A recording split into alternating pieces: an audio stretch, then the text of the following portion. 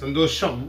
ஒரு நிர்வாகம் ஒரு தலைமை பண்பில் உள்ளவர்களை ஒரு தலைமை பண்பாக நடத்தக்கூடிய சில அதிகாரங்கள் கொடுத்திருந்தால் அந்த அதிகாரத்துவத்தை நாம் உணர்ந்து செயல்பட வேண்டும். அடுத்தவர்கள் மனம் புண்படாமல் செய்யக்கூடாது. சில சூழ்நிலைகள் சில இடங்களில் எப்படி நடக்க வேண்டும் என்று உணரக்கொள்ள வேண்டும் என்கிறார்கள்.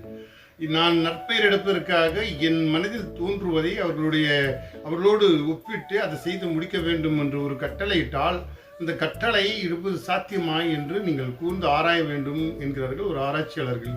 அந்த இடம் சூழல் நீங்கள் சொல்வதற்கு உகந்ததா என்று முதலில் உணர வேண்டும்.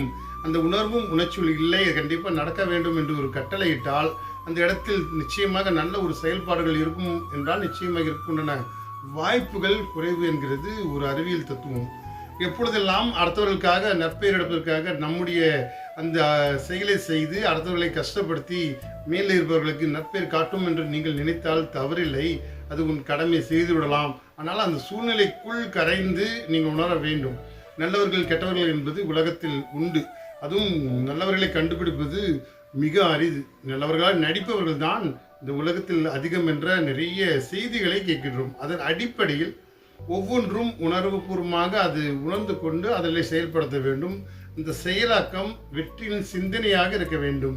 ஒரு செய்த பிறகு அது சிந்தனைக்குள் சில மணி நேரம் கண்களை மூடி அந்த உணர்வுக்குள் உன்னை நீ நிலைநிறுத்தினால் அந்த உணர்வு உன்னை அடுத்த நிலையிலிருந்து உன்னை காப்பாற்றக்கூடும் என்ற செய்திகள் தான் நிறைவாகவே நம்ம சொல்லித் தருகின்றன.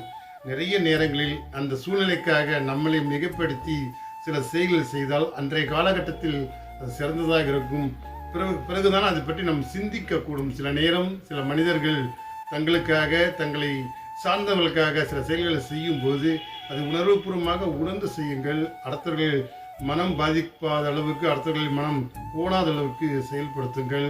ஒரு தவறான விஷயத்துக்கு உங்களோட துணை 9 பேர் நிற்பார்கள். ஒரு நல்ல விஷயத்துக்கு அவன் தனித்து தான் நிற்பார். ஒரு காலகட்டத்தில் அப்பொழுதுதான் நீங்கள் உணர்வுபூர்வம் உணர முடியும். நீங்கள் 9 பேர் உங்களுக்கு அந்த தவறான விஷயங்கள் நீங்கள் கைகோர்த்தால் பிறகு அதனுடைய விளைவுகள் சந்திக்கக்கூடிய விளைவுகள் மிக அபரிவிதமான விளைவுகளை ஏற்படுத்தும் என்கிறது ஒரு உளவியல்.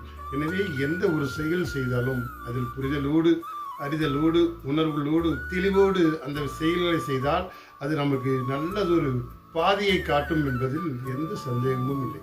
சந்தோஷம். வாழ்க வளம்.